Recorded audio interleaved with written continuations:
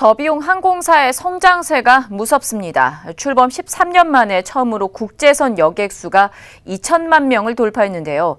저비용 항공사들의 성장 비결이 뭔지 자세한 이야기 정세미 기자와 이야기 나눠보겠습니다.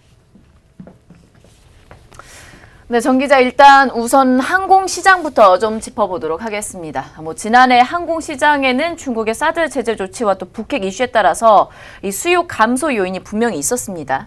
20% 중국 노선이 크게 좀 감소했었는데 전체 여객은 물론 화물 수송은 늘었습니다. 네, 그렇습니다. 네. 국토교통부가 발표한 자료에 따르면 2017년 국내 여객이 전년 대비 4.8%, 네. 국제 여객은 5.4% 증가한 것으로 나타났습니다. 네. 국제 여객은 2016년 7,300만 명에서 작년 약 7,700만 명까지 증가했습니다. 항공 화물 역시 전년 대비 6.1% 증가하기도 했는데요. 이는 여행 자체의 수요와 공급이 모두 증가했기 때문입니다. 또한 경기 회복에 따라 화학과 기계, 반도체 제품들의 수출이 늘어나기도 했습니다. 네, 그중에서도 LCC의 성장세가 좀 눈에 띄인다고요. 네, 그렇습니다. 네. 국내 LCC들은 네. 공급 확대 전략으로 시장 내 입지를 꾸준히 넓혀 나가고 있습니다. 네. 지난해 국제선 이용객 중 국적 LCC 이용객은 2,030만 2천 명이었습니다. 전체 이용객의 26.4% 수준인데요. 규모 자체로만 보면 국적 대형 항공사와 외국 항공사에 미치지 못하는 수준이지만 성장세를 보면 얘기가 달라집니다. 국적 LCC의 수는 1년 전보다 41.9%나 성장했습니다. 국적 대형사와 외국 항공사가 각각 1.9%, 5.5% 감소한 것과 비교하면 놀라운 실적이라는 평가입니다. 네. 영업이익 역시 크게 늘었습니다. 네. 지난해 에어부산, 진에어 등 LCC 6개사의 영업이익은 2,700억을 넘어섰는데요. 이는 1년 전보다 2배 가까이 늘어난 수치입니다. 이처럼 LCC들은 그간 쌓아온 안정적인 실적과 탄탄한 수익을 바탕으로 공격적인 영업 전략을 펼치고 있습니다. 네, 유역 요인이 있었지만 LCC는 오히려 가파르게 성장했다. 이런 말인 것 같습니다. 그 원인을 좀 살펴보죠.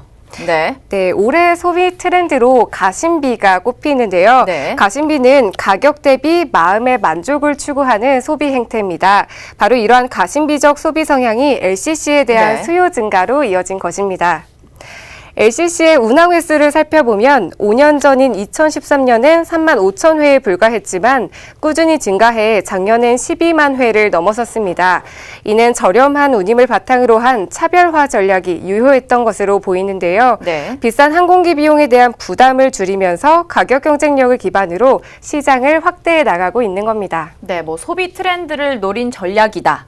이런 이야기네요. 어쨌든 항공 노선의 변경은 없었습니까? 네, 네. 일본과 동남아 등의 노선 다변화도 주요한 원인이었습니다.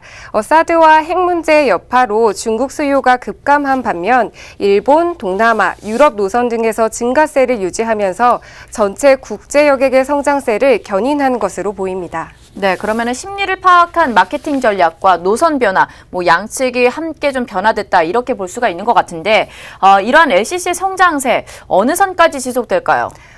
네, 당분간 LCC의 성장세는 지속될 것으로 보입니다. 네. 지난해 우리 국민이 선택한 여행지가 일본과 중국, 베트남, 태국, 필리핀 순이었는데요. 네. 이러한 나라들은 모두 아시아에 위치하기 때문에 단기간 저비용 여행이 가능합니다. 네. 특히 올해는 긴 연휴 대신에 징검다리 연휴가 많기 때문에 가까운 곳에 저비용 여행을 떠나는 이들이 많아질 것으로 보입니다. 네, 계속해서 선택권은 넓어졌고 그로 인해 새로운 여행 수요를 창출하는 결과를 가져왔습니다. 저희 제주항공을 비롯한 여러 저비용 항공사들이 궁극적인 노선 전략과 공급량 확대를 바탕으로 이러한 상승세는 당분간 지속될 것으로 전망하고 있습니다.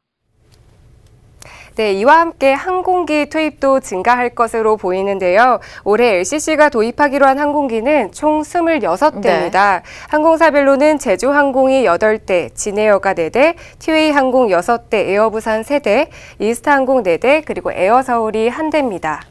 이러한 추세 대형 항공사들이 대안을 내놨나 봐요.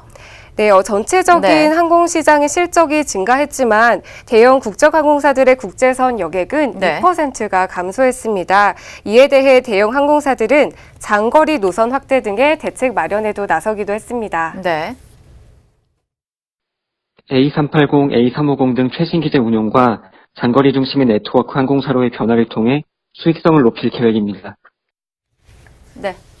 네, 이 외에도 다른 항공사와의 협력, 즉 조인트 벤처를 통해 점유율을 더 높이겠다는 방침인데요. 이를 위해 대한항공과 아시아나는 델타항공, 루프트한자 등 대형 항공사와의 협약을 계획 중에 있습니다. 네. 저비용 항공사의 성장세 앞으로도 좀 기대해 보도록 하겠습니다. 지금까지 정세미 기자였습니다.